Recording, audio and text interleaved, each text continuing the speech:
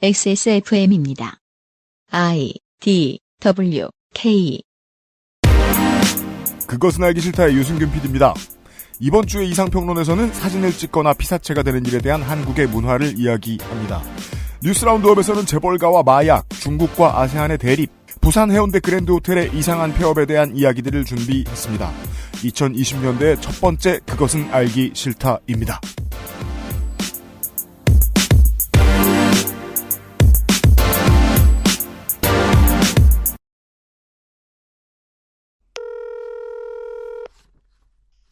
네, 여보세요? 헬로우. 네, 안녕하십니까. 윤세민 에디터가 전화기 안에 있습니다. 네, 안녕하십니까. 윤세민입니다. 전화기 안에 있을 만한 이유가 있습니다. 네, 이게 저희가 세 번째 녹음이죠? 먼저 청취자 여러분들께 세 번째 인사를 합시다. 여러분은 처음이시겠지만. 인류의 가장 쓸모있는 거짓말들 중에 하나입니다. 달력.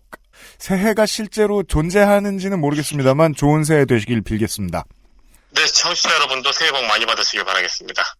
저희가 사실은 녹음을 하다가 중간에 여러 번 날려먹었어요. 네. 원래 윈도우즈는 저희 편이 아니에요. 맞아요. 원래 방송국에 가면은 아주 고전적인 컴퓨터가 필요 없는 녹음기 이런 것들이 있어요. 만약을 대비해서 준비되어 있는. 테이프 막 돌아가는 거요? 테이프까지는 안 쓰는데, 네, 하드디스크를 집어넣고 그냥 녹음만 받는 그런 기계들이 있어요. 근데 저희들은 그런 게 없고, 네, 그냥 요즘 물건들에 기대 살고 있기 때문에 상당히 위험한 존재들이죠. 네. 우리 컴퓨터가. 네. 저희 예전에 다른 스튜디오 갔을 때 백업용 휴대폰 보고 되게 비웃었던 기억이 있는데. 우리도 하나 사야겠다.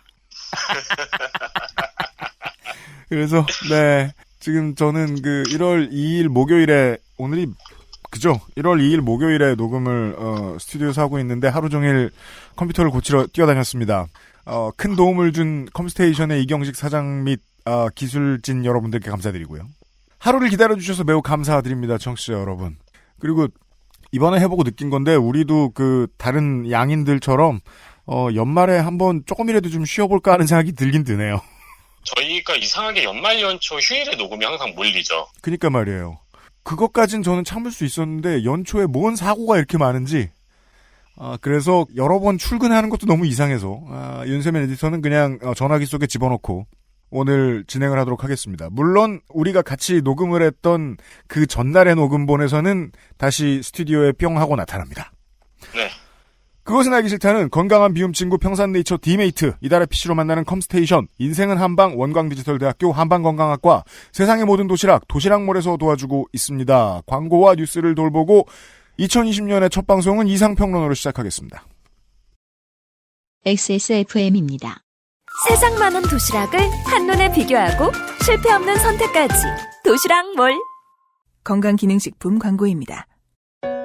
물과 결합해 40배로 팽창해서 장운동을 촉진하는 질경이 씨앗 껍질 차전자피. 차전자피 식이섬유가 들어있는 당신의 새로운 비움 친구. 디메이트를 만나보세요. 이번만큼은 제대로 마음먹은 당신. 과식과 야식을 피할 수 있다면 가르시니아 캄보지아 추출물이 함유된 건강한 비움 친구 디메이트가 도움을 드릴 수 있습니다. 식사 조절, 운동, 수분 섭취, 그리고 비움 친구 디메이트. 평산네이처.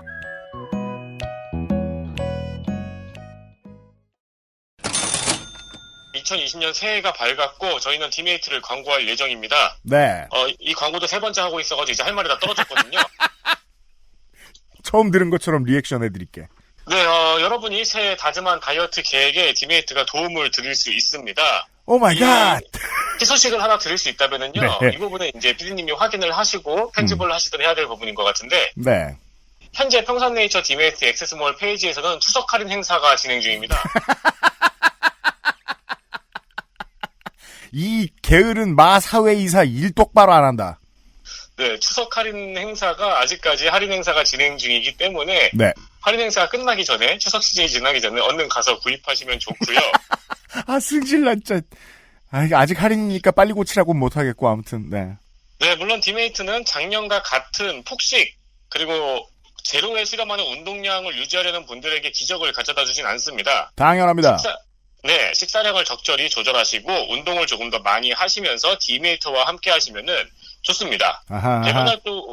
배변 활동에 도움을 줄 수 있는 차전자피와 체지방 감소에 도움을 줄 수 있는 가르시니아 캄보지니아가 함유되어 있습니다.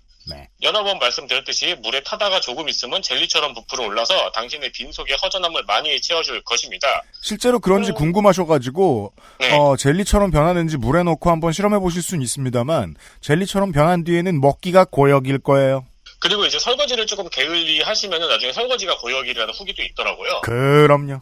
네, 현재 저희 액세스몰 디메이트 페이지의 후기를 보시면은 이제 본인이 본인을 소개하시기에 네. 이 온갖 다이어트 업체들의 주 타깃 대상이 되는 30대 직장녀가 자세히 후기를 남겨주신 게 있습니다. 아, 그래요? 남성 MC분들이 너무 어필을 못하신다면서 네, 디메이트의 특장점을 3가지로 자세하게 후기로 남겨주신 분이 있는데 네. 구매 전에 한번 체크해보시면 좋을 것 같습니다. 좋아요. 훌륭한 후기였어요. 그렇습니다. 네, 액세스몰에서 추석 할인 행사를 진행하고 있으니까 찾아주시길 바랍니다. 부탁드려요.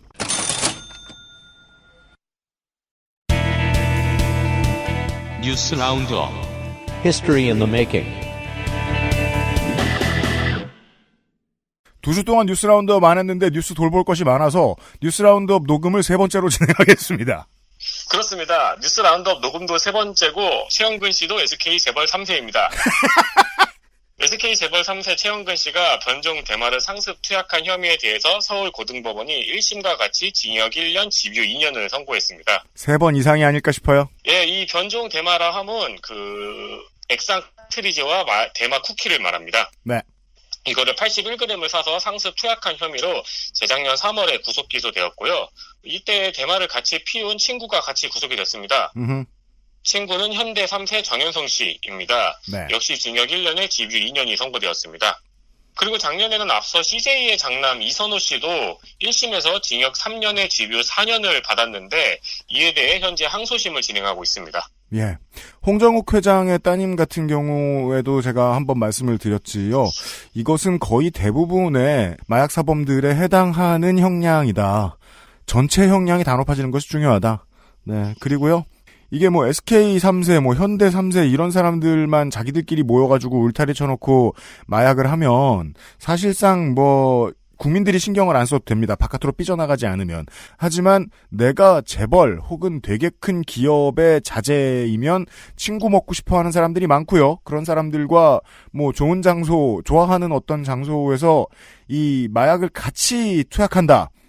그랬을 때는 경찰이 괴로워진다는 말씀을 드리고 싶습니다. 왜냐하면 봐줄 사람 한 사람 때문에 그게 검사가 됐든 경찰 윗선이 됐든 봐주고 싶은 사람 한 사람 때문에 주변에 있는 나머지들도 같이 봐줘야 되는 상황이 나오곤 하기 때문입니다. 그 나머지는 그 사람들의 친구 혹은 그 사람들의 공급책 등등입니다.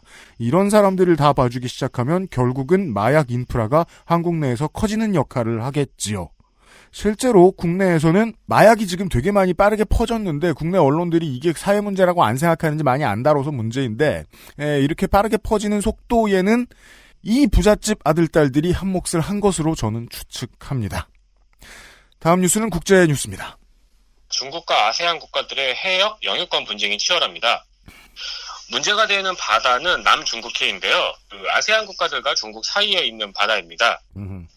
네, 이 남중국해 영유권은 오랫동안 논쟁이었는데 2002년에 중국과 아세안은 영유권 분쟁 악화를 막기 위해서 남중국해 분쟁 당사국 행동선언을 채택을 해서 2021년까지 합의를 보겠다고 약속을 한 바 있습니다.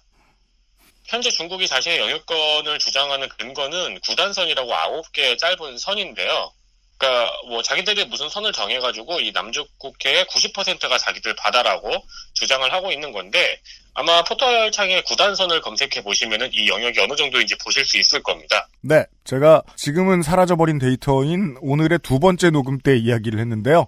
구단선을 가장 쉽게 설명하는 방법은 중국이 한국의 그 해안을 자기들 경제 수역을 마음대로 정했는데 그 안에 신안군이 들어가는 것과 비슷한 상황입니다.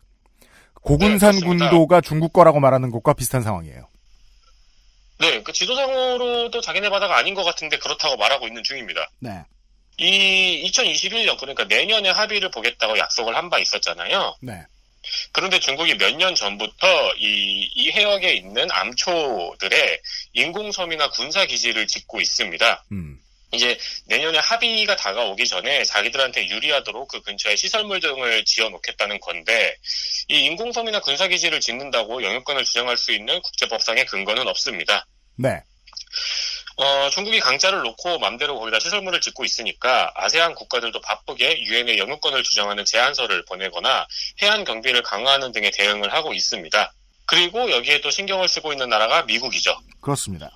네, 미국은 인도와 일본 그리고 아세안 국가들과 함께 남중국해에 항공모함을 보내는 항행의 자유 작전을 펼치고 있습니다. 네. 시급한 뉴스는 아니지만 변화는 최근에 드라마틱하기 때문에 잠깐 이야기를 하고 넘어가도록 하겠습니다. 예전에 필리핀과 베트남, 말레이시아, 남중국해를 둘러싸고 있는 세 개의 국가입니다. 아마 한국하고 비슷한 일들이 일어날 가능성이 가장 큰 것은 독도와 관련된 영유권 주장에 대한 얘기도 크지만 거기에 더불어서 남중국해의 이름을 바꾸자라는 이야기들도 많이 할 것입니다. 근데 아직은 안 할 거예요. 왜냐하면 남중국해의 이름을 바꾸자고 하면 베트남은 동베트남해라고 말하고 싶을 것이고 필리핀은 서해라고 부르고 싶을 거거든요. 말레이시아는 북해라고 부르고 싶을 것이고, 즉 중국 입장에서 이 3국이 서로 의견을 못 맞추도록 하는 데에 이름 바꾸기 논쟁을 집어넣을 가능성이 있는데, 지금 쓰이지 않을 것은 이 아세안의 3개의 국가들은 현재 이 남중국해 분쟁에 있어서는 사이가 매우 좋아졌다는 것입니다. 그리고 또한 이 중국의 눈치를 봐가면서 그동안 이야기를 못하다가 요즘은 좀 목소리가 많이 높아졌는데, 아세안과 중국이 외교적 분쟁을 할 수 있게 된 근거는 여러 가지가 있겠습니다만은 당연히 경제적인 이유들도 있겠고, 미국이 아세안 국가가 예전보다 좀 많이 필요해졌기 때문이기도 합니다. 인도랑만 친한다고 해서 현재의 전략을 수립할 수 있는 것은 아니기 때문이지요. 앞으로 한동안 많이 들으실 이야기이고 동아시아의 정세를 분석하는 데에 중요한 척도로 등장하게 생겼습니다. 그동안은 그 해당 국가들 사이에서만 그랬는데 이제 한국이나 일본, 대만도 이 문제를 지켜볼 필요가 생긴 것 같습니다. 그렇고요. 세월호 참사에 대한 얘기를 좀 하겠습니다. 네, 세월호 참사와 가습기 살균제 사건을 조사하는 사회적 참사 특별조사위원회에 자유한국당의 초청으로 임명된 김기수 비상임위원이 12월 31일 세월호 유가족의 반대로 전원위원회에 참석하지 못했습니다. 네. 그렇다면 세월호 유가족은 왜 자유한국당 초청 임명위원을 반대할까요?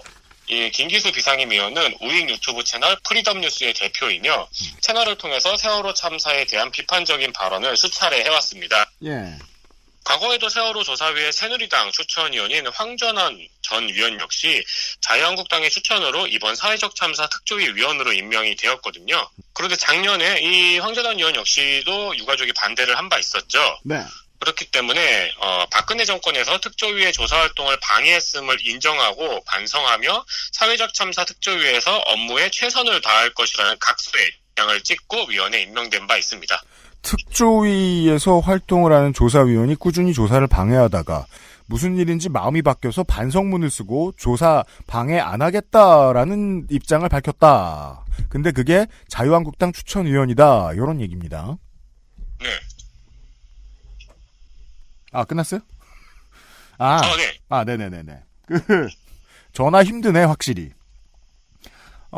자유한국당 추천위원이 그 특조위에 포함된 건 민주주의상 그렇게 했었어야 하는 일일 텐데, 당연히 우린 예측할 수 있습니다. 아직까지도 친박계 의원의 머릿수가 훨씬 더 위인 자유한국당 내 분위기상 이 특조위에 들어가는 특조위원들, 자유한국당 추천위원들은 사실상 박근혜 전 대통령에 대한 조사를 못하게 하기 위해서 들어가는 사람들입니다. 그걸 잘하면 당내에서는 공적을 인정받을 수 있거든요. 공적을 인정받은 증표는 아마도 공천장이 될 텐데, 실제로 1기 때 방해 활동을 열심히 했던 황전원 위원은 공천 신청하러 김해에 들어갔다가 낙천된 다음에 다시 돌아왔습니다. 책임을 다하러. 낙천되면 약간 배신감 같은 거 느끼지 않을까요? 근데 이제 공천장을 확실히 받아들일 수 있는 거는 요즘 정당들의 분위기상 불가능하거든요. 그렇죠. 예, 경선은 해야 돼요. 아무래도. 그냥 자기 실력이거니 탓하고 자기 실력이라고 생각하면 들어가서 더 가열차게 방해해야죠. 그런 사람이 반성문은 왜 썼냐? 갑자기 마음을 돌려서. 정말 반성했으면 가장 자연스러운 수순은 자유한국당 탈당계를 내는 거였을걸요? 그보다 먼저 써야 되는 문서는 그랬을 거예요. 근데 반성문만 딱 썼잖아요? 그리고 2기 위원회 다시 들어왔습니다. 방해를 더하기 위해 반성문을 쓴 거라고 보는 것이 타당해 보입니다. 이 사람들이 꾸준히 조사를 방해해 왔기 때문에 특조위는 그동안 이렇다 할 실적을 내는 데에 조금씩 힘이 붙여왔고, 그랬기 때문에 언론은 특조위가 대단한 걸 터뜨리지 못해왔기 때문에 많이 다뤄주질 않아서 포토뉴스만 자꾸 떴습니다. 김기수나 황전원이 등장하고 유가족분들 중에서 조사위원님들이 꽤 계십니다. 조사위원님들이 황전원이나 김기수가 출근 못하게 방해하는 사진, 이런 것들만 포토뉴스로 가끔 보였던 것이지요.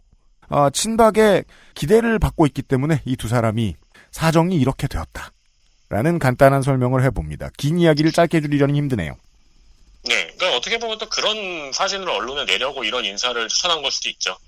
네, 그것도 의미가 있습니다. 마지막 뉴스는 관광 경제에 대한 얘기입니다. 네, 해운대에 가시면은 해운대 그랜드 호텔이라는 큰 호텔이 있습니다. 해운대에 가셨으면 한 번쯤은 꼭 보셨을 호텔인데, 이 그랜드 호텔이 31일 폐업 신고서를 제출했습니다. 네. 경영진이 밝힌 바에 따르면은 2000년대 이후에는 장사가 잘 안 됐다고 합니다.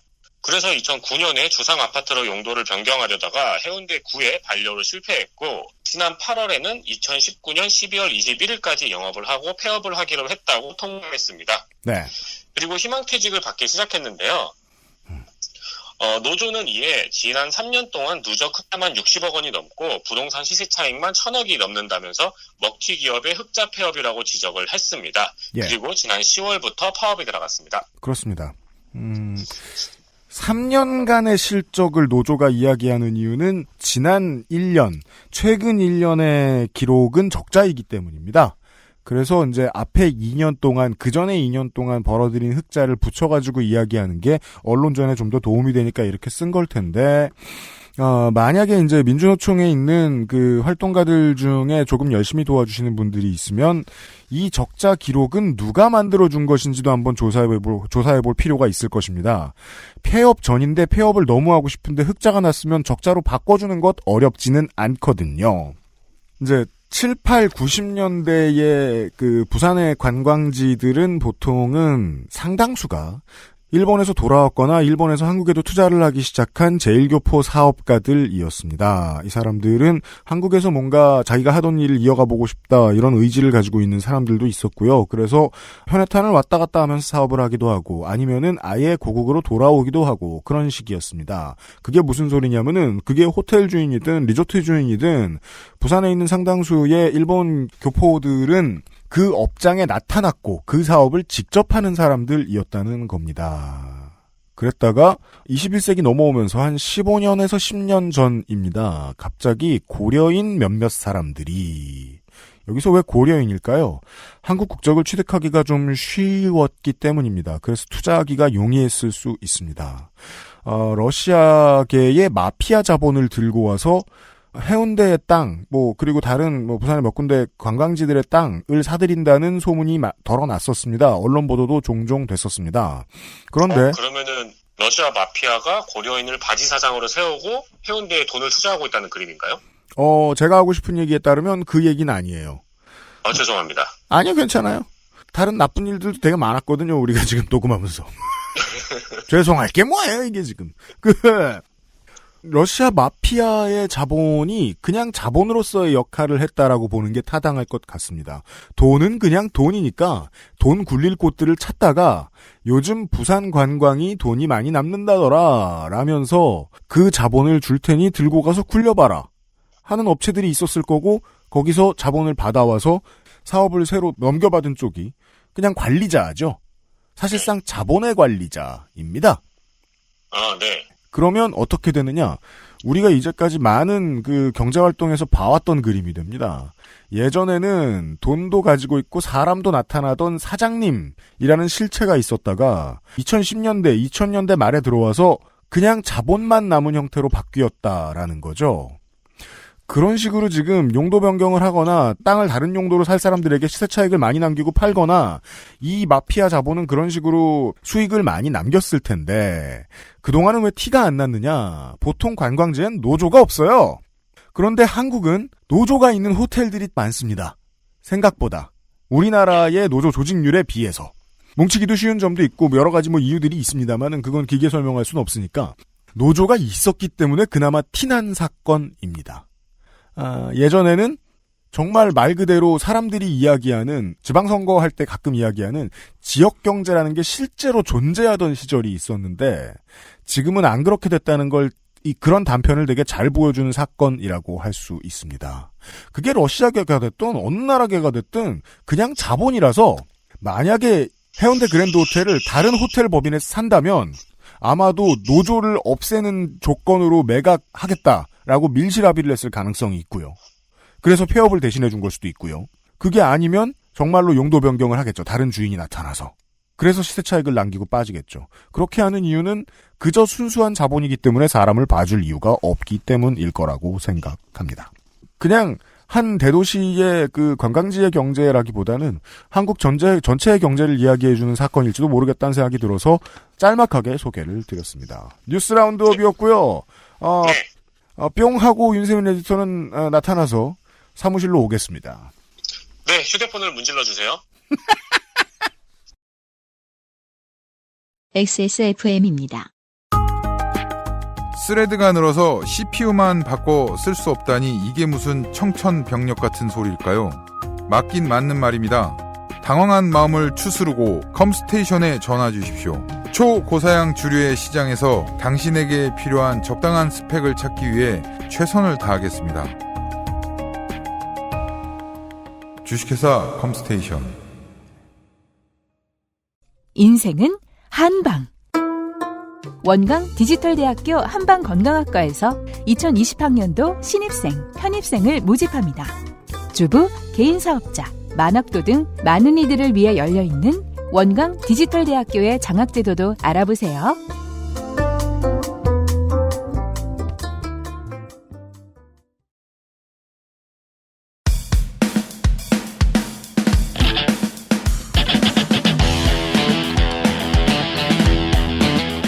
여러 가지 문제로의 다양한 접근. 이상평론.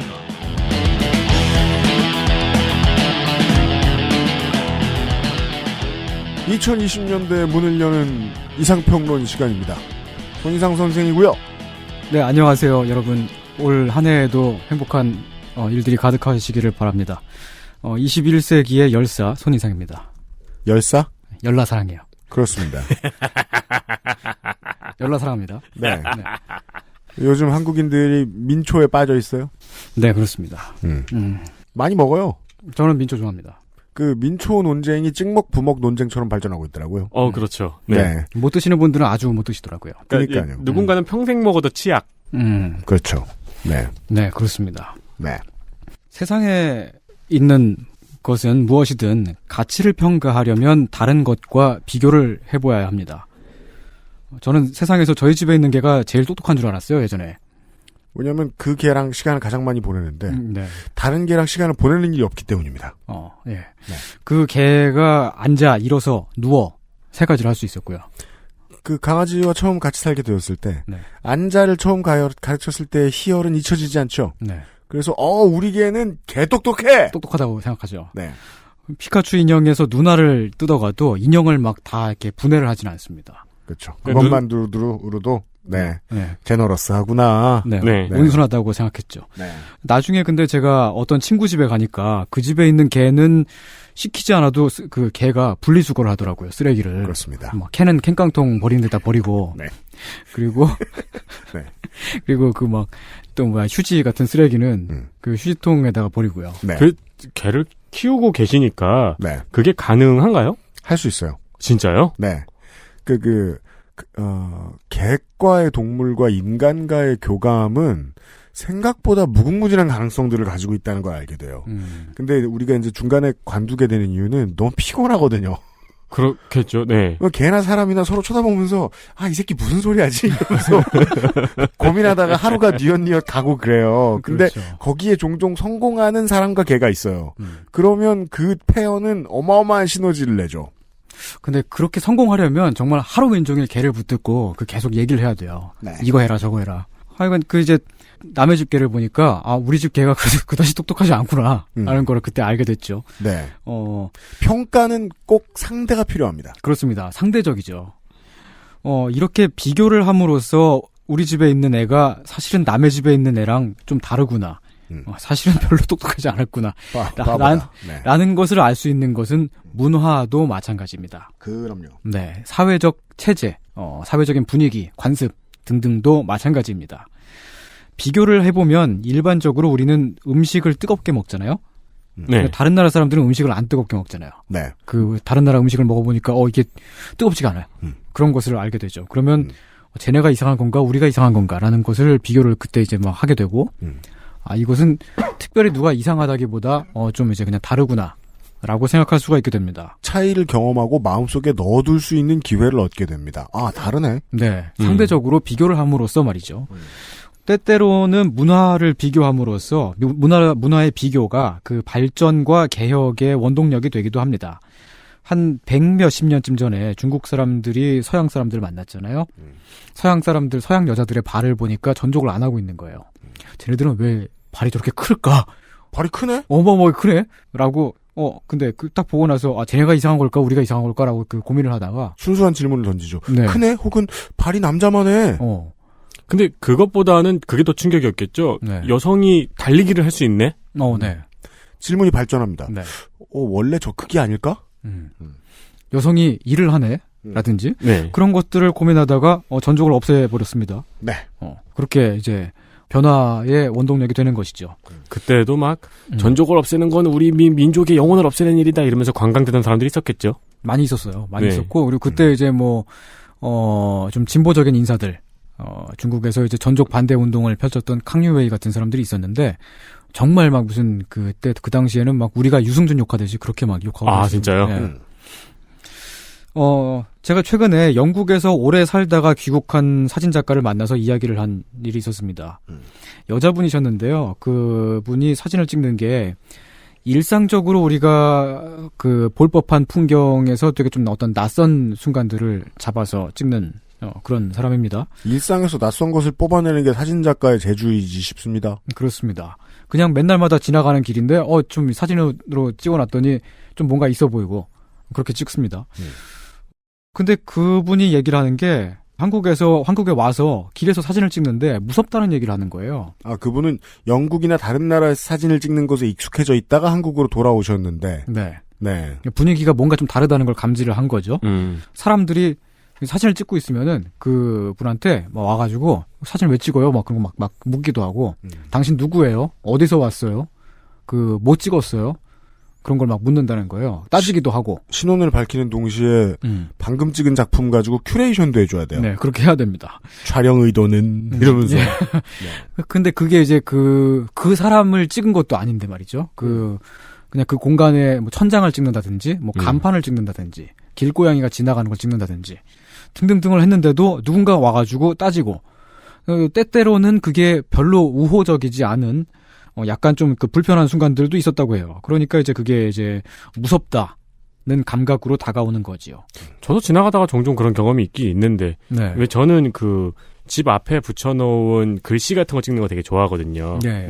방 내놓습니다인데 맞춤법이 틀려있다거나 이런 거를 되게 좋아해요. 방 내놓음. 네, 그런 거요. 네. 그런 게 되게 이제 사람 냄새가 나가지고 되게 좋아해서 잘 찍어 놓는데, 네. 그걸 찍고 있으면 가끔 와가지고 저걸 왜 찍냐고 네. 물어보시는 분이 계셔서, 그냥 예뻐서요 라고 말하면 대부분 그냥 넘어가시거든요. 네.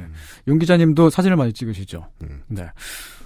저도 바깥에서 사진 찍다가 딱 한 번 이제 그런 소리를 들어본 적이 있었는데, 제 인생 통틀어 딱 한 번 있었어요. 그게 이제 고속도로 휴게소에서 음식을 팔잖아요. 네. 오징어 볶음. 그런데 그게 알파벳으로 그대로 아오징어 볶음 이런 식으로 EO JING 막 이런 막 이렇게 써 있는 거예요. 네.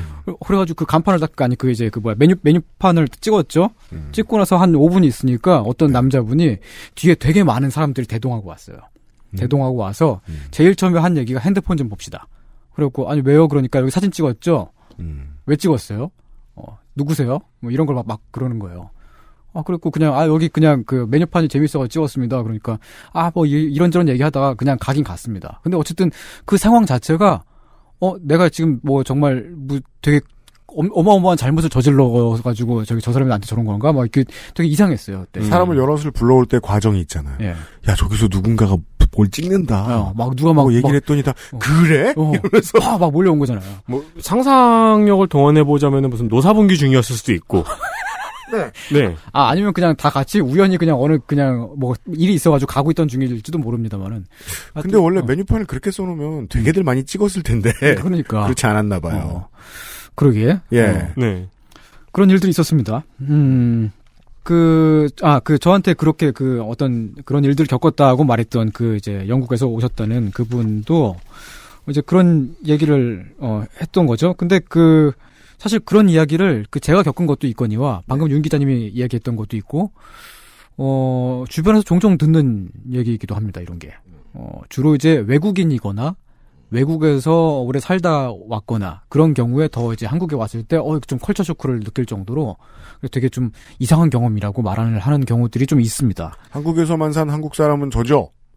사진을 찍히는 일도 누군가를 피사체로 만드는 일도 늘 부담스럽습니다. 네.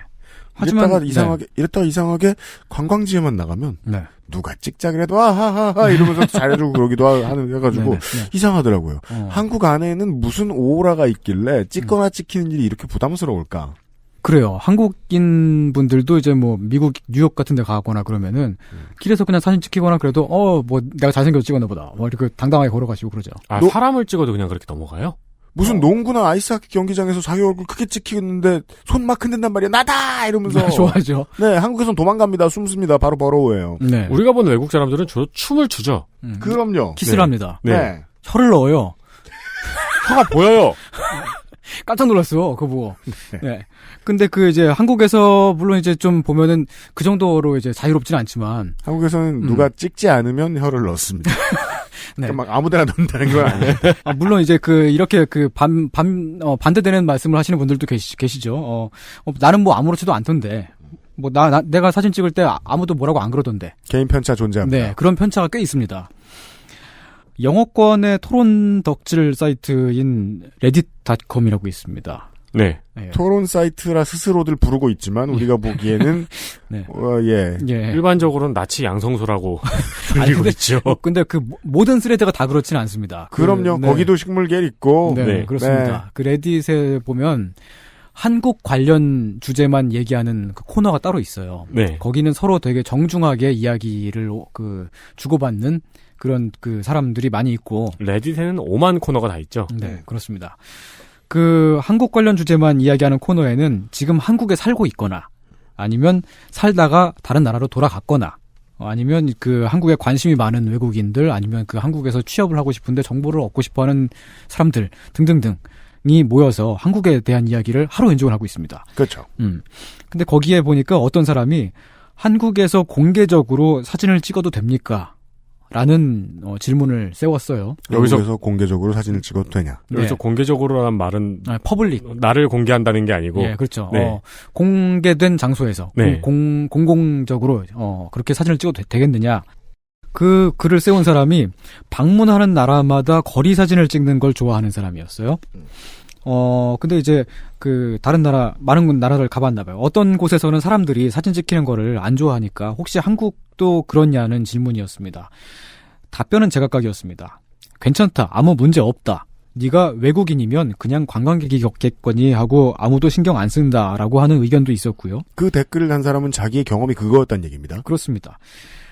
일반적으로는 괜찮다.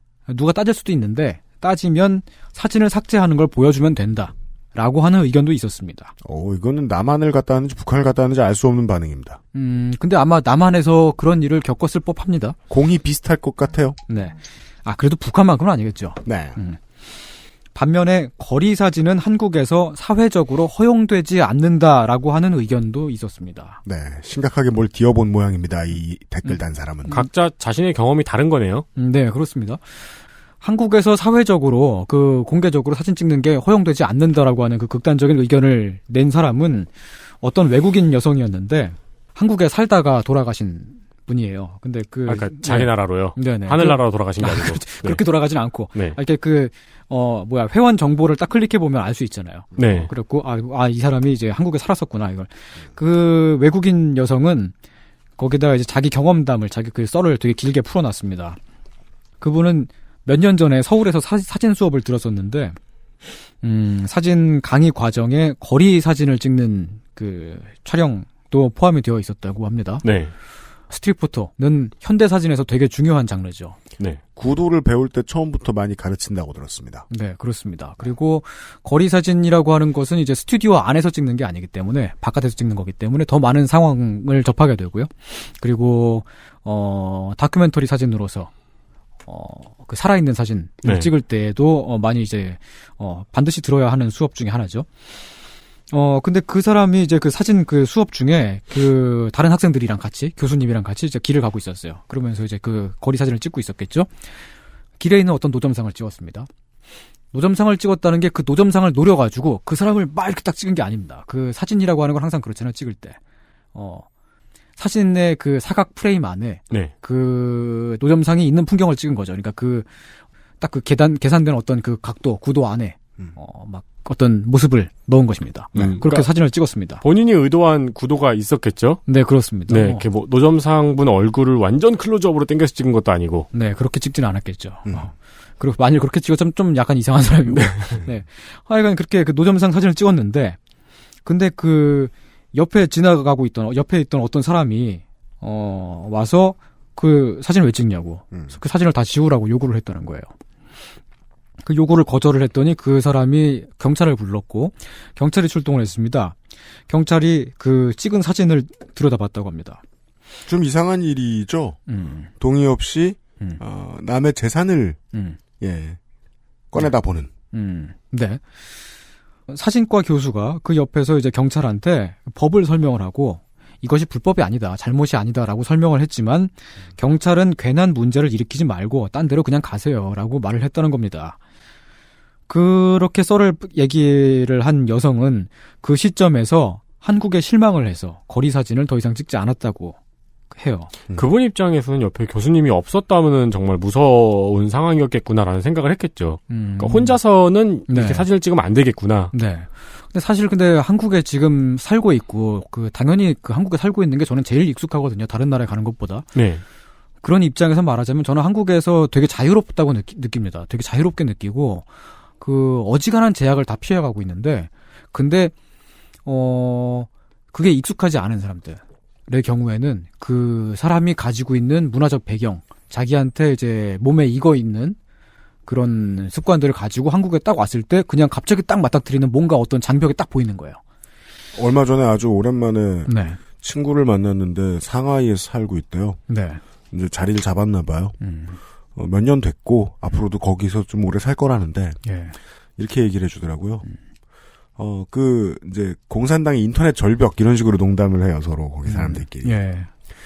그게 이제 처음에 좀 높아 보이고 나중엔 보이지도 않는다. 그렇죠. 익숙해지면 아무렇지 않게 보이죠. 사는데 문제 없다 이렇게 얘기해요. 그러면은 들으면서 생경합니다. 진짜 그게 유쿠만 쓰면서 하지만 우리는 이제 타투이스트 도인님의 얘기를 통해서 알게 됐죠. 우리가 다음과 네이버라는 벽에 갇혀가지고 무엇을 못 보고 있는 건 아닐까 하는 공포. 네. 문화 때문에 생기는 장벽 같은 것들은 그 문화 안에 완전히 들어앉으면 푹 젖으면 안 보이죠. 그렇습니다. 그게 익숙해져 있으면 이게 뭔가 부자연스럽다 혹은 내가 불편하다라는 감각이 없어집니다. 그리고 그 안에서는 자유롭게 행동을 할 수 있으니까요. 이제 사진 찍을 때 뭔가 이게 좀 불편한 어떤 사건, 그런 어떤 상황들을 맞닥뜨린다라고 하는 그런 이야기들. 충분히 있을 법한 얘기고 일어났을 법한 얘기죠. 아마 지금 이 방송을 듣고 계신 분들 중에 스트릿 포토를 주로 찍으시는 분들이라면 비슷한 일을 직접 경험하신 분이 계실지도 모릅니다. 혹은 사진이 취미이신 분들 꽤 있으실 거예요. 네. 본업이신 분들도 계시고. 엄청 많죠. 네. 청취자 여러분들 중에서도요. 혹은 주변에서 그런 얘기를 들었거나요. 근데 사진이 취미라고 하더라도 보면은 캔디드를 그러니까 그 이제 설정 없이 이렇게 그냥 그 생생하게 그 이제 찍는 사진들 같은 경우는 그 사진에 찍히는 피 자체가 카메라를 인식하면 안 되잖아요. 그래야지 네. 이제 그 연출 없이 바로 찍을 수 있는 건데 네. 그런 종류의 사진은 좀 많이 드물어요. 국내에서. 좀 드문 편이에요. 다른 나라에 비해서. 그래서 이제 그 풍경 사진이라든지 아니면 전문 모델을 고용해서 찍는 사진이나 스튜디오 사진 등등등으로 좀 많이 좀 사진 촬영의 그 어떤 활동의 그 한계가 어느 정도 좀 한정이 되어 있습니다. 그렇군요. 네. 사실 그 일반적으로 꼭 그렇다고는 말씀드릴 수가 없겠습니다만은 종종 이제 우리나라 사람들은 사진에 찍히는 것을 불쾌하게 느낄 때가 있죠. 그게 그렇다는 걸 한국에서 오래 산 한국 사람은 이해합니다. 그렇습니다. 그리고 그냥 다짜고짜 사진 찍는 것이 좀 무례한 것, 예의에 어긋나는 것 정도로는 충분히 이제 생각을 할 수가 있는 것들이죠. 네.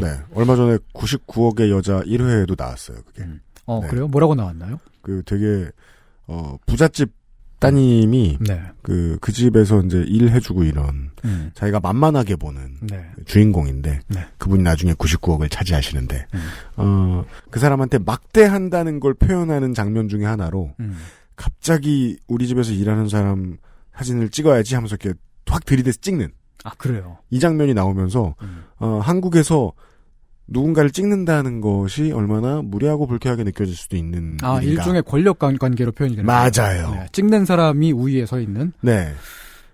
게다가 한국인들은 네. 그게 보면 이상하지도 않고 그게 무슨 메타포인지 바로 받아들여요. 그렇군요. 네. 저는 그 종종 길을 가다가 그 우연히 김민아 아저씨를 만나거든요. 그렇대요. 어떻게 그래요? 네. 근데 진짜 그 되게 진짜 우연히 만나요. 그러니까 전혀 우리가 약속하지 사는 않고. 지역으로 말할 것 같으면은 네. 어떻게 표현하면 좋을까요?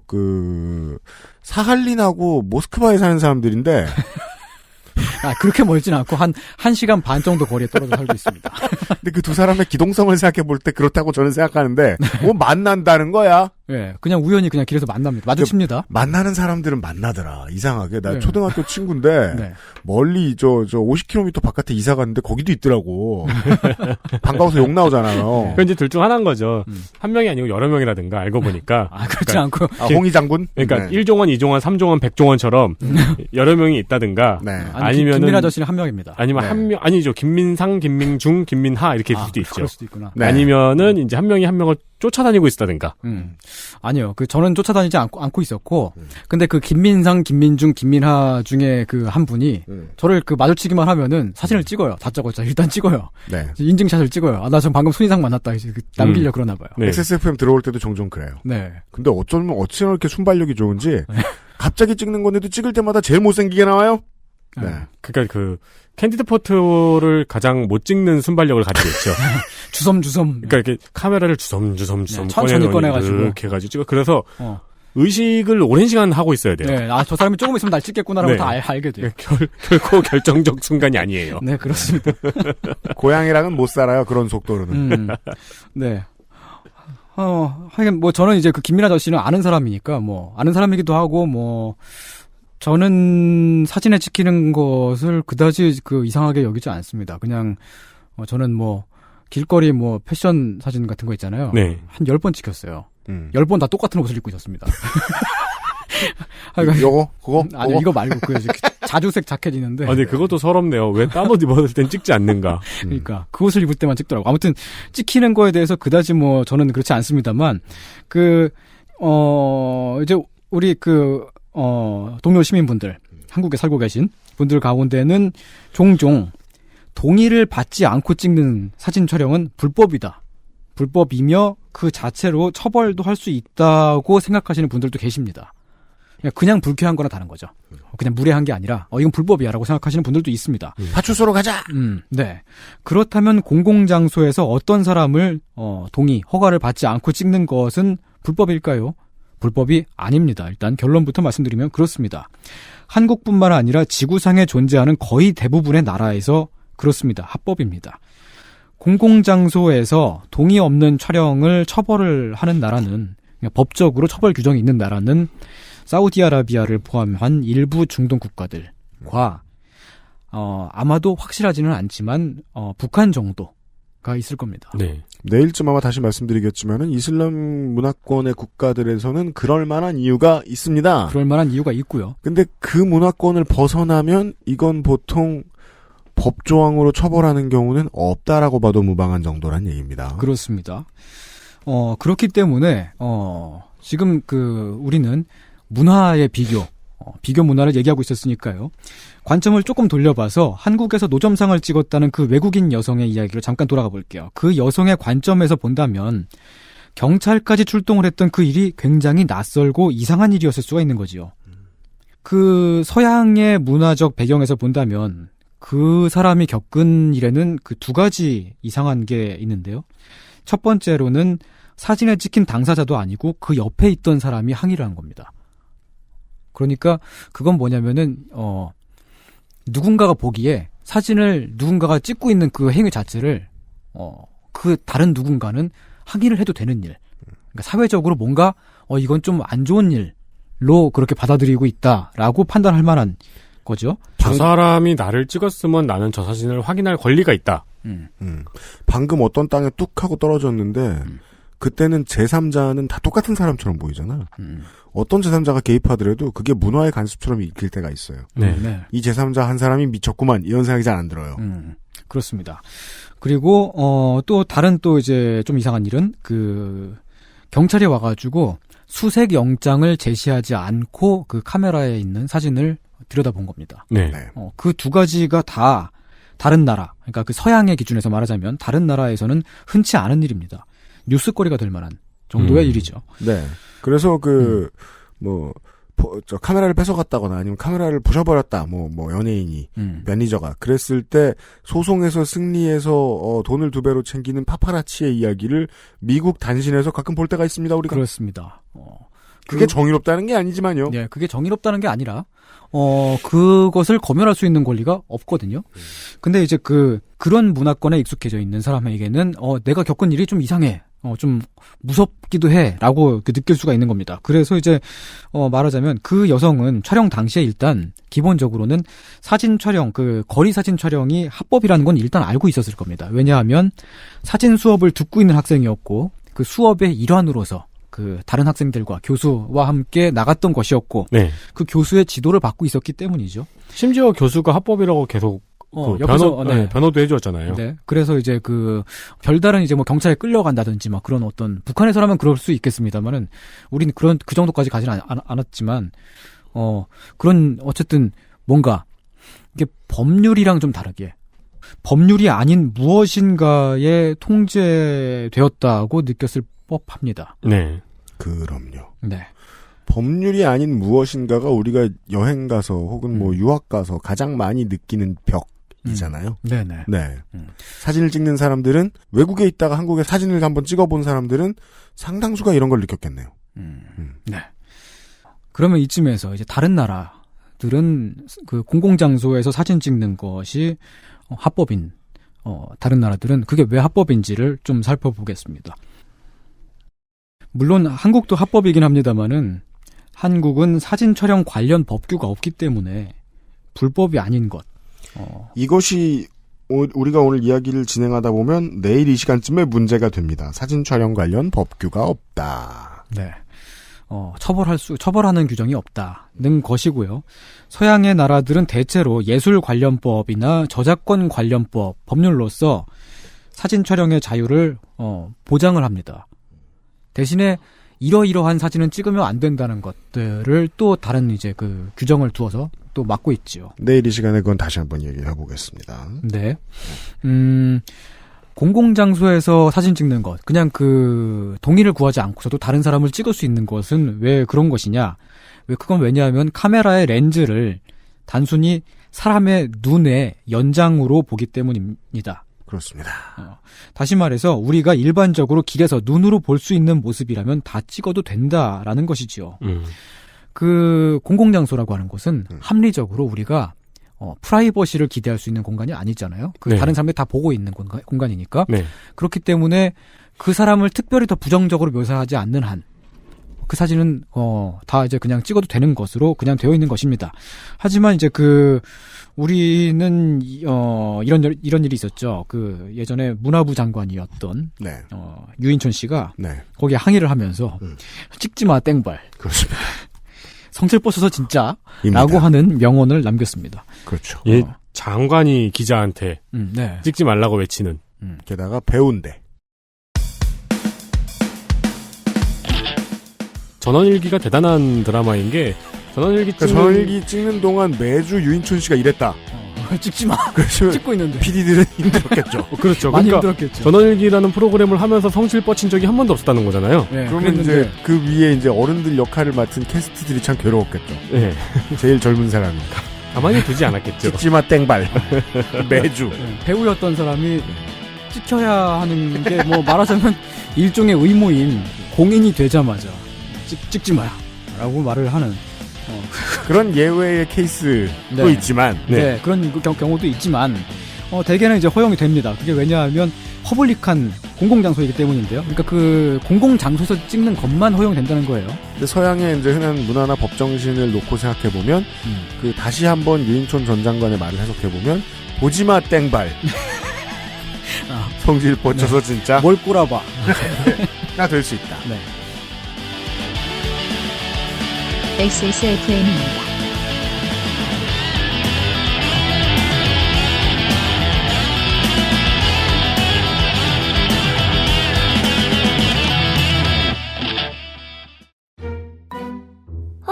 맨날 똑같은 반찬. 내일 또 뭐 먹지? 걱정 없이 도시락몰. 세상 많은 도시락을 한눈에 비교하고 베스트 랭킹으로 실패 없는 선택까지. 매일매일 다양한 나를 위한 도시락. 지금 바로 도시락몰과 함께하세요. 세상의 모든 도시락, 도시락몰. 건강기능식품 광고입니다. 식사 조절, 운동, 수분 섭취, 그리고 비움 친구 디메이트. 평산네이처.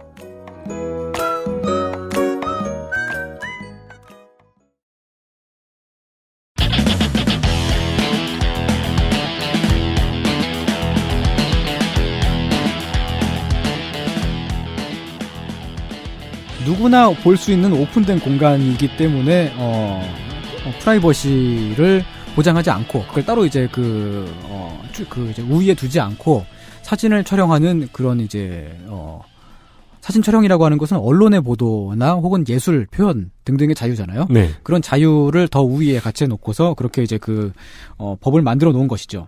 그렇다면 개인의 프라이버시를 보호되어야 하는 공간은 어디인가? 그러니까 사진을 찍으면 안 되는 공간은 어디인가?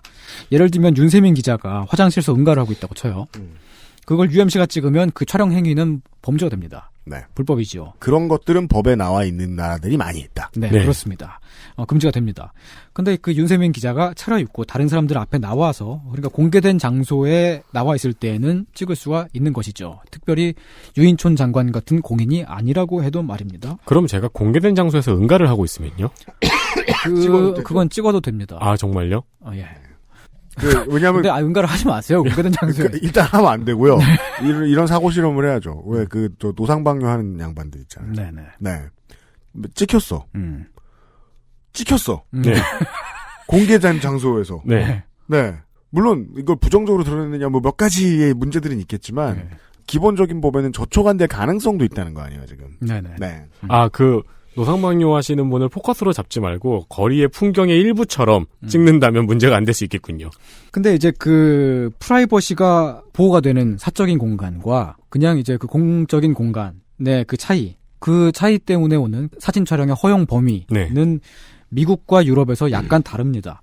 예를 들면 법률적으로 미국도 이제 주마다 조금씩 다르다고는 합니다만은 대체로는 미국은 사진을 찍는 촬영자가 어디에 있느냐를 중심에 둡니다. 그래서 촬영자가 길에 서 있고요. 제가 예를 들어서 우리 집 1층 거실에 러닝셔츠만 입고 앉아 있어요. 근데 그 창문 밖으로 그 촬영자가 그 창문 바깥에서 저를 볼 수가 있어요. 거기서 카메라로 저를 찍었다고 쳤을 때 미국에서는 그런 것이 합법에 다 들어갑니다. 왜냐하면 촬영자가 그러니까 공개된 장소, 공적인 공간에서 볼 수 있는 범위 안에 제가 있었기 때문이죠. 밖에서 보이니까. 네. 네. 눈으로 볼 수 있잖아. 라는 거죠. 법정에서 이걸 다툰다고 했을 때는 눈이 닿는 범위에 저게 있다라고 주장하는 거겠군요. 네, 그렇습니다. 반면에 그 유럽에서는 그게 이제 물론 유럽도 이제 나라마다 조금씩 다릅니다만은 대체로는 그럴 수가 없습니다. 왜냐하면 사진에 찍힌 그 당사자 피사체인 제가 공공장소가 아닌 곳에 있었기 때문이죠. 영국 같은 경우는 길을 걸어가는 다이애나비를 찍은 사람은 다 무죄입니다. 다 무죄 판결을 받았어요. 근데 다이애나비가 승용차 뒷좌석에 앉아 있는 사진은 유죄가 됩니다. 하지만 여기에서 다이애나비는 무슨 왕실의 일원이어가지고 보호를 받는 존재 이런 게 아니라 네. 그냥 자연인 보통의 사람으로서의 네. 그렇습니다. 물론 이제 그 왕실 그 어떤 그 공간 안에 그 궁정 안에 있거나 그럴 때는 사진 촬영에 상당히 많은 제약이 들어가죠. 거기에 이제 규정도 있고 사진 촬영을 허가받은 사람만 찍을 수 있다든지 등등등이 있습니다만은 바깥에 나가 있을 때는 모두가 다 자연인 일이 되는 거죠. 길을 걸어갈 때는 거기는 이제 사람들 눈에 자유롭게 닿는 공공의 영역인데 네. 차 안은 프라이빗을 기대할 수 있는 영역이다. 프라이버시를 기대할 수 있는. 네, 그렇게 해석이 된 겁니다. 하지만 미국에서였다면 그것도 무죄였겠죠. 근데 사진이라고 하는 것은 찍고 나서 그러니까 눈으로 보는 거랑 좀 다르잖아요. 찍고 나서 그걸 저장을 하고 오랫동안 보관할 수가 있고 무엇보다 사진은 제3자에게 공표를 할 수가 있고 전달할 수가 있고요. 이게 이제 그 데이터 전송량이 점점 더 늘어나면서 생기게 된 사진 촬영의 새로운 고민거리입니다. 그렇습니다. 어딘가에 고정이 되어 있는데 그 고정되는 범위가 너무 넓어서 네. 이게 그냥 눈의 자유라고 보아줘야 할 것인가. 그런 때는 이제 뭐 이게 상업적으로 쓰이느냐 또 여러 가지 몇 가지 더 기준이 들어가고 그러는데 사람들도 한국의 풍습 같은 한국의 지금까지 설명드렸던 한국의 분위기 같은 것들을 다른 나라의 사람들도 조금 느끼기 시작한다는 거예요. 그런 걸 어디서 볼 수 있습니까? 전 세계 각국의 이런저런 프로그램들이 만들어 놓은 스트리트 뷰. 네. 이제 거의 대부분의 나라들이 사람을 가려줘요. 네. 그 모자이크를 네. 해주죠. 네. 블러 처리를 해주죠. 그렇게 그 눈으로만 보는 것하고 다르기 때문에 사진은 초상권의 문제가 또 생기죠. 그래 버려요. 네. 그러니까 사진을 촬영할 때 하고 그 사진을 사용할 때가 달라지게 됩니다. 네. 그 초상권의 문제는 크게 두 가지가 있는데요. 하나는 프라이버시를 보호받을 권리, 즉 그 사람 개인의 인격을 침해받지 않을 권리가 하나 있고요. 또 다른 하나는 퍼블리시티권이라고 해서 그 사람의 초상을 상업적으로 사용하는 권리. 그러니까 그거는 이제 그 재산권에 해당하는 거죠. 퍼블리시티권은요. 네. 프라이버시, 그러니까 초상 인격권은 이런 겁니다. 예를 들어서 길에서 교통사고가 크게 났습니다. 처참하게 다쳤어요. 누군가가 막 피가 막 줄줄줄 흐르고 그래요. 그러면은 그 처참하게 다친 그 모습을 찍는 것은 합법입니다. 촬영 순간에는. 근데 그것을 공개하는 것. 네, 인터넷에 올리는 것은 프라이버시의 침해가 될 수가 있습니다. 공공장소에서 촬영을 했다고 하더라도 말이죠. 또 이제 또 다른 하나, 퍼블리시티권 같은 경우는 예를 들면 누가 윤세민 기자의 사진을 찍어서 공공장소에서 찍는 것은 합법입니다. 찍어서 그것을 무슨 어떤 업소 광고에다가 황홀한 오늘 밤을 보내세요. 이런 그 광고 문구하고 같이 너무 복잡한 메시지를 내보내지 마세요. 상업적으로 이용한다면. 네. 윤세민 기자의 얼굴을 윤세민 기자의 그 동의나 허가가 없이 상업적으로 쓰면 네. 그거는 저보고 황홀한 밤을 보내라고 저한테 보내는 편지일까요? 그러니까 윤세민은 일단 복잡하겠죠, 머릿속이. 근데 여기서 중요한 메시지는 이제 황홀한 것이 아니라 클리어한 메시지는 찍는 건 합법, 상업적으로 쓰면 불법. 네. 그 초상권을 가진, 그러니까 그 초상의 원작자인 그 얼굴을 가진 사람의 의도와 다르게 어떤 그 상업적 목적에 이용이 되면은 그것은 그 얼굴을 사용해서 재산상의 이득을 부당하게 취하는 것이 되죠. 네. 그 무슨 시사 아저씨가 여느 때처럼 우리 막 사무실에 들어와서 제 얼굴 사진 찍었어요. 찍는구만. 봤어. 네. 뭐 인스타에 올려도 괜찮고 뭘 해도 괜찮아. 괜찮습니다. 근데 제 사진을 농심에 팔아서 새우깡에 내 얼굴이 나와 있어. 새우. 그 잘못돼 있죠. 네. 그건 아주 잘못돼 있죠. 그러면 안 되죠. 칵테일 유형이 되는 거예요. 그러면 합성 필수 요소가 되겠죠. 네. 네. 아니, 근데 이런 경우가 많은 게, 저 같은 경우에 이제 대학 교수님들의 뭐 교재를 만드는 일 같은 걸 했을 때, 네. 교수님들이 참고자료로 그 언론에 게재된 사진을 제시하는 경우가 있어요. 근데 거기 누군가의 얼굴이 들어간 경우에는 우리는 그 사진, 왜냐면 저희는 그 교재를 만들어서 파는 사람이잖아요. 쓰면 안 되는데, 네. 대학 교수님들 측은, 아니, 이거는 기사에 공개된 사진인데 왜 쓰면 안 되느냐, 이런 식으로 따지고 들거든요. 다르죠. 언론 보도용 사진과 다른 용도로 사용되는 사진이 다르죠. 한국은 아직 그 장사가 그렇게 엄격하지 못하죠. 네. 네. 매우 엄격합니다. 어느 영역에서는. 어느 영역에서는 그렇군요. 네. 네. 정리를 하자면 공개된 장소에서 사진을 촬영하는 것, 그 사진의 촬영 행위는 어지간하면 다 합법입니다. 다른 나라에서 말이죠. 한국도 물론 그렇고요. 공개된 장소라는 기준이 미국과 유럽에서 약간 다릅니다. 그 사진을 공표하는 행위는 프라이버시나 퍼블리시티를 침해를 해서는 안 됩니다. 침해를 해서는 안 된다라고 하는 말은 다시 말해서 침해를 하지 않으면 괜찮다라고 하는 말이 되기도 하죠. 네, 이게 중요한 이해라고 생각합니다. 네. 침해하지 않는 선에서 찍는데 네. 한국의 문화는 카메라를 꺼내들면 그게 곧 침해라고 생각하시는 분들도 많고 네.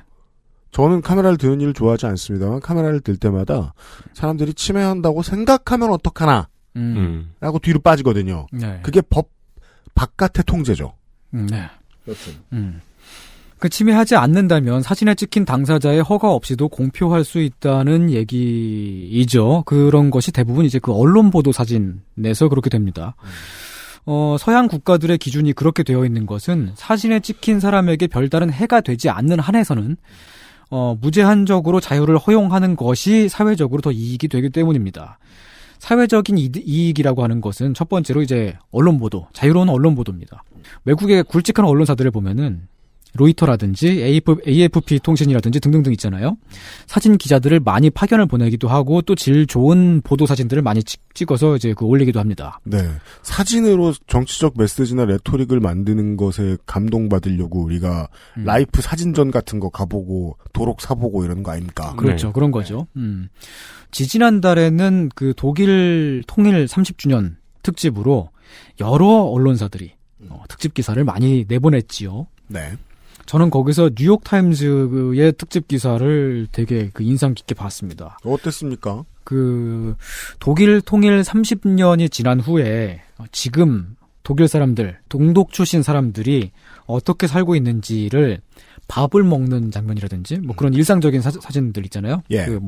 그냥 길거리 지나다니는 거나 옷차림새라든지 등등등을 다 찍어서 그 삶의 현장을 내보내는 겁니다. 언론으로요. 네.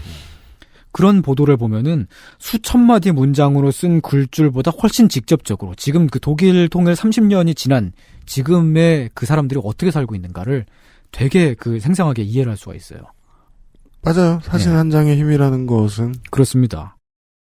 그러니까 우리도 시리아의 참극과 이런 것들을 이제 방송을 하려고 뉴스를 트랙백할 때보다는 실제로는 머리로도 마음으로도 이해가 더 깊이 오는 거는 알레포 현지에서 찍은 사진들이었어요. 그렇습니다. 네. 사진 찍는 저널리즘이라는 것이 대저 그런 설득력을 가지고 있죠. 폭격이 계속되었다라고 하는 그냥 문장으로 된 기사를 읽는 것보다 진짜로 엊그제까지 멀쩡했던 건물이 바로 오늘 잔해가 되어 있는 사진 그런 것을 한 장 딱 보면 와 진짜 심각하구나라는 누구 사람들이 평생 살던 동네의 동사무소, 학교 도서관, 저널리즘이 공익에 헌신하고 제대로 복무했다라고 평가하려면 이런 기준에 부합하면 된다는 겁니다. 사람들이 머리로든 마음으로든 좀 더 빠르게 이해했어요.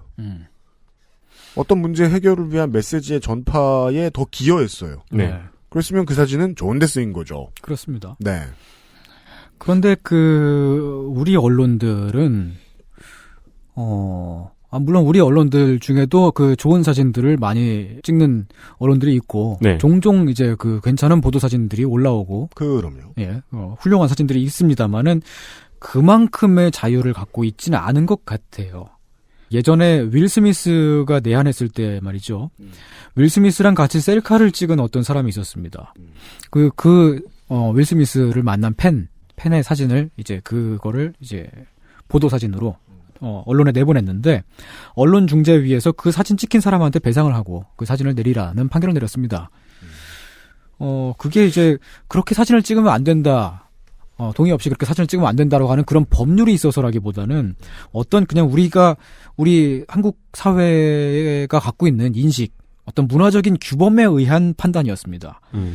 그것은 한국이 문화적으로 좀 보수적인 것이 아니냐라고 볼 수도 있고요. 혹은 초상 인격권의 보호를 언론 보도의 자유보다 더 우위에 있다고 그렇게 본다. 우리가 그렇게 보고 있다라고 그렇게 하는 얘기일 수도 있습니다. 맞아요. 그 초상 인격권 보호를 언론 보도의 자유보다, 즉 A를 B보다 법적 가치가 두 개가 있는데 A를 B보다 더 우위로 보는 것이 문화죠. 네. 그냥 이게 뭐가 특별히 잘못됐다라고 그렇게 말씀드리는 게 아니고, 그냥 다르다라는 겁니다. 다른데, 근데 이제 그 경우에는 좀 약간 모호했던 게, 윌 스미스도 거기 사진 다 같이 찍혔잖아요. 그 셀카를 같이 찍고 있는 사진이었으니까. 네. 윌 스미스한테는 배상을 안 해요. 그렇죠. 그 윌 스미스의 사진을 같이 찍은 사람에게는 배상. 그것 역시 사회적인 고약한 맥락이 있긴 한데, 이건 좀 다른 얘기니까 차치하다 하더라도, 아무튼, 사회문화적 규범으로 판단 내린 거라는 거죠. 언론중재위원회가. 네. 사진 촬영이 자유로울 때, 자유로워야 하는 또 다른 이유 중에 하나는요, 연구 목적으로 촬영을 해야 하는 경우가 있잖아요. 네. 예를 들면 교통 통행량을 조사할 때. 네. 그럼 연구소에서 여기 이렇게 길이 있고 사람들이 얼마나 지나다니고 있는가 등등은 사진은 아니고 이제 연속 사진이죠. 그 동영상이니까. 그런 것을 촬영을 하는데, 거기에 나와 있는 찍히는 모든 사람들의 동의를 얻고서 구하고서 찍을 수는 없잖아요. 그런 식으로 스트리트 뷰를 만들 수는 없죠. 네. 그런 경우가 있기 때문에 또 불법화하기가 어려운 측면이 있습니다. 과속 카메라에도 얼굴이 찍히는 경우가 있지 않나요? 아, 그렇죠. 찍히죠. 네. 사진 촬영이 또 자유로울 때의 또 다른 세 번째 이익은 사회적인 기록을 훨씬 많이 다양하게 남길 수 있다는 겁니다. 구글 이미지에서 90년대 서울 풍경이라고 검색을 하면요. 길거리를 지나다니는 사람들의 표정까지 세세하게 보이는 사진들이 쭉 나와요. 7, 80년대에는 방송국에서 인터뷰하면은 인터뷰이 밑에 주민등록번호 떴는데요, 아, 그쵸. 주소가 뜨기도 했죠. 네. 그리고 뉴스가 꼭 90년대에는 무슨 뉴스를 내보내면서 안에 넣을 영상이 없으면 괜히 길에 다니는 이 길거리 모습을 찍어서 내보냈어요. 네. 네. 직접 가서 얘기를 붙이기도 하고요. 네. 사람 되게 많은 것처럼 이렇게 보이게 찍어가지고. 네네. 근데 그렇게 해가지고 사람들이 막 있는 것들, 모습을 보면요. 우리는 그 모습들을 통해서 그때 사람들이 어떻게 입고, 어떻게 화장을 하고 다녔는지. 왠지 지금이랑 안경 디자인도 또 다 달라요. 네. 눈썹 그림 모양도 다르고. 그런 거를 세세하게 디테일하게 파악을 할 수가 있습니다. 네. 순식간에 객관적으로 알 수가 있죠. 그러면 그건 또 그것이 기록으로 남아서 어떤 사회문화적인 연구에 도움이 되기도 하고요. 네. 100년 뒤에 지금 시대를 가지고 사극을 만들 때 요긴하게 쓰겠죠. 네. 네. 근데 사진들이 하나도 안 남았는데 손이상이 자기 찍은 사진만 많이 돌아다녀.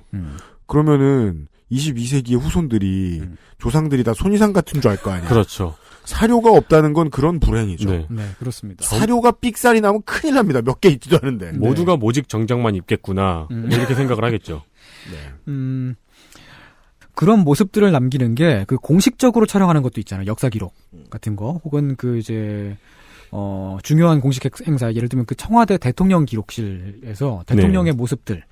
그런 것들은 찍는데, 만일 그냥 일반적인 사람들의 모습을 남기지 않는다면, 그건 우리들이 살았던 모습들은 사라져버리는 거잖아요, 역사적으로는. 그런 차원이 있죠.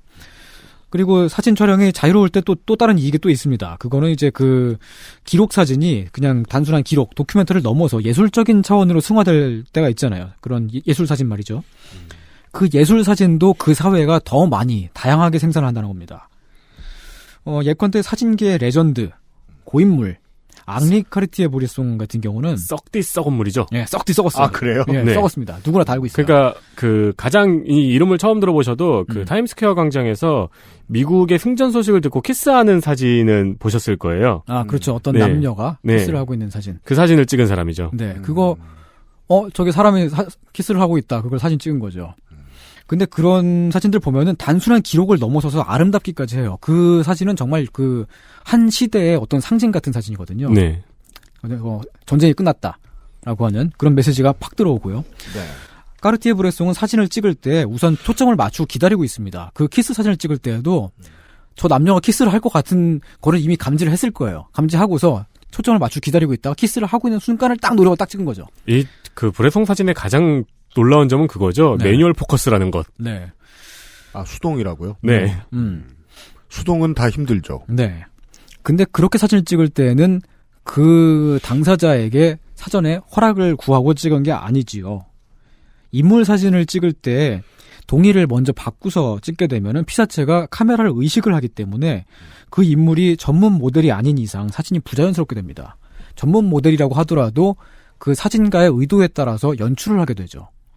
그래서 사진이 역사를 왜곡하게 되지요. 네, 그런 유명한 네. 사진 얘기하니까 30년대에 그 미국의 RCA 빌딩의 공사 그 인부들이 도시락 먹고 있는 네. 실제로 밥을 먹진 않았다고 해요. 그리고 좀 많은 사람들의 추측에 의하면 설정일 가능성이 크다라고들 이야기를 해요. 네. 근데 설정이든 아니든 이게 이제 뭐 한 7, 80년 넘었으니까 네. 보는 사람들은 그때 이랬겠구나 이렇게 생각할 거 아니에요. 그럴 수 있죠. 네. 네. 이거는 사진이 나쁘다 위험하다 이런 얘기가 아니라 가치 중립적으로 사진이 세다는 얘기를 하는 거예요. 저는. 그렇습니다. 연출된 사진이랑 그렇지 않은 바깥에서 자연스럽게 찍은 사진은 현장감이 달라요. 그래서 예술성에서도 다소의 차이가 있을 수밖에 없습니다. 물론 이제 그 연출 사진이 예술성이 떨어진다 그런 건 아니고요. 이제 그 한국 사진들을 보면은 우리는 그 바깥에서 그렇게 생생하게 찍는 사진이 상당히 비주류이기 때문에 스튜디오 사진, 맞아요. 잡지 같은 데 실리는 패션 사진이라든지 네. 모델 사진 등등등이 하나의 큰 주류가 되어 있고 자연 풍경 사진들, 해돋이 사진 같은 것들 그런 것들도 또 하나의 이제 큰 역할을 차지하고 있습니다. 그 외에 아주 일부분 도큐멘터리 사진이라고 하는 거는 대부분 다 이제 그 도큐멘터리 그 찍으시는 분들은 흑백으로들 많이들 찍으시는데 그렇더라고요. 왠지 모르겠지만 흑백을 좋아하세요. 네. 되게 일부지만은 그 집회 시위 장면이라든지 예. 정말 어떤 그 공식적인 어떤 날, 뭐 무슨 그 국군의 날 행사 그런 것들을 사진으로 남겨요. 네. 무슨 뭐 방송국 연예대상 시상식 이런 거를 흑백으로 찍는 사람은 못 봤어요. 네. 꼭 방금 말씀해주신 그런 소재들이 흑백으로 찍혀요. 근데 그 다른 나라들 같은 경우는 그냥 그 바깥에서 찍는 캔디드 사진이 되게 중요한 주류 사진이거든요. 그렇기 때문에 그 뭐 카메라 같은 경우도 뭐 라이카 카메라가 이렇게 RF 방식으로 빠른 네. AF를 가능하게 했죠. 네. 그 라이카 카메라가 이제 그 비싸고 훌륭한 사진기로 그렇게 정평을 받게 된 것은 작아요. 카메라가 작고 빠르기 때문에 바깥에서 사진을 찍을 수 있기 때문입니다. 빠르게. 그러니까 그 자연스러운 순간을. 네. 거리 사진을 찍기 위해 만들어진 카메라인 거죠. 근데 한국에서는 문화 규범상 크게 소용없다. 그런 사진을 찍는 사람들이 그렇게 흔하지 않다는 겁니다. 그런 거리 사진을 찍으시는 작가들은 분명 물론 많이 계시지만은 그분들은 해외에서 주로 활동을 하시거나 아니면 뭐 국화빵을 팔고 계세요. 국화빵을 왜 파세요? 제주도에서 국화빵을 팔고 계신 사진 작가분이 계십니다. 저기 가부키초에서 사진 찍으시는 분 아니신가요? 예, 찍으셨던 분. 네, 권철 사진 작가님. 아시네. 그래요? 실제로 그냥 하는 소리가 아니고 리얼리 국화빵. 네네. 그러니까 지금은 제주도에 계세요. 국화빵. 제가 저는 그냥 개발자 치킨 팔듯 하다 뭐 그런 속담 같은 건 줄 알았죠. 그분 사진은 지금 검색을 해보시면은 가부키초에서 일어나는 폭력 사태나 사람 막 패싸움하는 거나 막 그런 사진을 아주 적나라하게 찍으신 분입니다.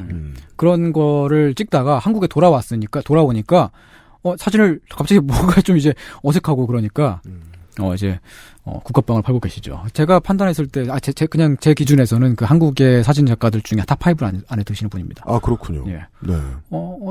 그러니까 이제 뭔가 어떤 우리가 가지고 있는 어떤 문화적 규범상 우리는 어떠한 장르의 예술 사진들을 약간 그 탈락시키게 되는 그런 사회에 있는 것이죠. 옛날에 사진 하시는 분 말씀을 들은 적이 있었는데, 네. 이렇게 돌아다니면서 이제 시장에 사진 찍는 걸 좋아하셨는데, 그러니까 기술이 있으니까 찍을 때는 몰래 찍을 수 있죠. 근데 찍고 나면 놀래시잖아요. 그렇죠. 그럼 가서 다 설명해 드린 다음에 사진을 보내드리겠다는 설명까지 다 하고 왔어야 했다고 그러더라고요. 지금도 종종 그렇게들 하세요. 네.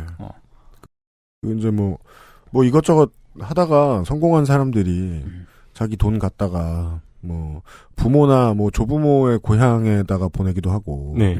그러면은 거기다가 뭐 악기 가르쳐주는 뭐 시설을 만들기도 하고, 뭐 구기 종목 할 수 있는 시설을 만들어주기도 하고 막 그래요. 근데 돈 많은 사람들이 그런데 기부하는 이유는 사람들이 문화를 만들어갈 젊은 사람들이 더 많은 기회를 가질 수 있도록 하기 위함이거든요. 저개발국에 가서 뭐가 아쉬웠다라고 생각하면 보통은 그런 것들이 기저에 남아 있습니다. 이런 걸 만나볼 기회가 없네, 저 사람들은. 예를 들어 한국인들은 어떤 게 부유하죠? 외국에 나갔다 와서 야, 쟤네들은 게임도 똑바로 못 해보고 늙겠구나 이런 생각을 할 수 있어요. 저는 사진에 대해 심각한 문외한이라 늘 마포대교를 건너면서 퇴근을 할 때마다 그냥 이런 생각밖에 안 했습니다. 왜 맨날 다리 위에 붙어 있어, 저 대포들은? 해에 미친 자들인가? 근데 어느 순간 갑자기 느낌이 오는 거예요. 다른 찍을 게 없거나, 찍기 어렵거나, 다른 거 찍을 게 없어서, 그러다 보면 사람들이 해에 붙잖아요? 네. 그럼 이제 해 사진으로 경쟁합니다? 네. 그러면 해에 매달리게 되는 거예요. 석양에. 이제 새해가 밝았으니까 말이죠. 네. 오늘도 이제 해돋이를 찍으러 가신 많은 분들이 계실 거예요. 네. 강릉에서, 혹은 뭐 성산 일춘봉 이런 정동지에서 네. 오메가를 찍으려고. 많은 사진 작가분들이 해 뜨는 것을 찍으십니다. 근데 말씀하신 걸 생각해보니까 왜 지금의 DC 말고 네. 옛날 DC의 쿨겔이나 네. 혹은 SLR 클럽 같은 데서 이제 좋은 사진들이 따로 올라오는 페이지들이 있잖아요. 거기에 보면 거의 자연 사진, 네, 아니면은 전문 모델 사진들이 대부분이었던 기억이 나네요. 네. 예를 들어 또 어떤 결핍은 새로운 창조를 낳기도 하니까 해돋이 사진으로 경쟁하면 한국인들이 다 이길지도 모르죠. 해가 뜨고 있는데 그 사이를 새들, 겨울 철새들. 그렇죠. 정확히 가운데 잘 집어넣어요. 네, 날갯짓 하면 날아가면 그거는 정말 우리나라가 제일 잘 찍습니다. 네. 근데 그렇게 된 원인을 한번 분석해 봤더니 이런 사연이 있더라. 네. 라고 봤고요. 사진을 찍는데 취미가 없으신 저나 아니면은 다른 청취자 여러분들이 한국에 오래 사신 여러분들이 가장 궁금해하시던 얘기들은 내일 이 시간에 좀 해보겠습니다. 네. 여기가 혹은 다른 데도 비슷할 수 있는데 사진에 대해서 뭔가 적대심을 갖거나 쭈뼛쭈뼛하게 된 이유는 뭐가 있으며 이것을 해결할 방법은 없을까? 네. 거기까지 고민할 수 있을지는 모르겠지만 고민은 더 거듭해 보겠습니다. 네. 내일 이 시간에요. 서양 국가들 네, 중에도 사진을 공개된 장소에서 찍다가 소송까지 갔던 사례가 있습니다. 네. 네. 그런 것도 내일 이 시간에 말씀드리겠습니다. XSFM입니다. 한약과 음식을 다스리는 약선 전문가를 육성합니다. 원광 디지털대학교 한방건강학과에서 2020학년도 신입생, 편입생을 모집합니다. 원서 접수는 2019년 12월 1일부터 2020년 1월 10일 금요일까지. 인생은 한방. 원광 디지털대학교 한방건강학과.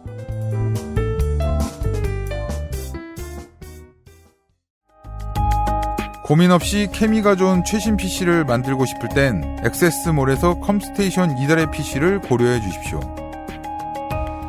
주식회사 컴스테이션.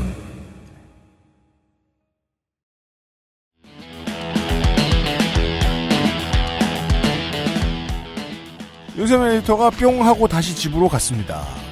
내일 다시 촬영에 대한 이야기를 이상평론에서 해보도록 하겠고요.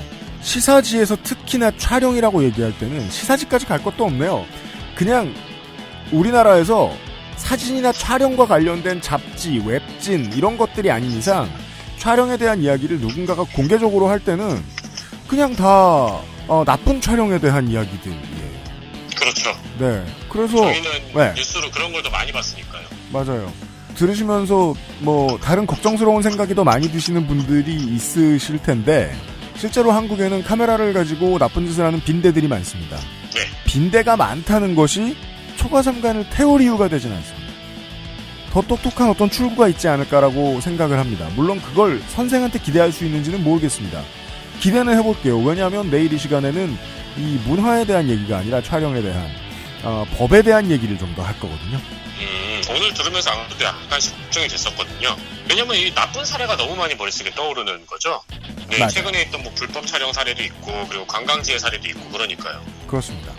그 문제의 해결과 더불어 더 큰 문제, 우리가 문화적으로 그 사진이나 촬영에 대해 생각하는 방식에 대해서 다시 한번 돌아보는 계기가 선생이 원하는 얘기였던 것 같습니다.